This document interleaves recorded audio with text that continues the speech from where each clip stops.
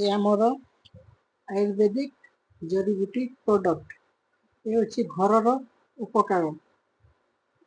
देखिपारे भाई मैंने आम पाखे गुड़ एवं अदा अच्छी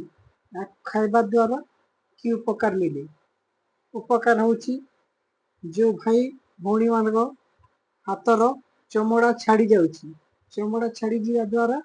यहाँ केमिति खाइबे खाइबा हूँ यार गुड़ एवं अदा को सपरिमाण रे मिसेकी खाइबा द्वारा ये भल हो जाए परिमाण भल हो जाए किंतु अदा एवं गुड़ हेबार अच्छी गुड़ मतलब पुराणा गुड़ रखि अच्छी 6 मास वर्ष खड़े पुराणा गुड़ हेबार मिसेकी खाइले प्रतिदिन सकाले किछि दिन खाइले हाथ पापुली चमड़ा छाड़ाटा भल हो जाए आपण को किसी दिन मसे खंडे खाइबार अच्छी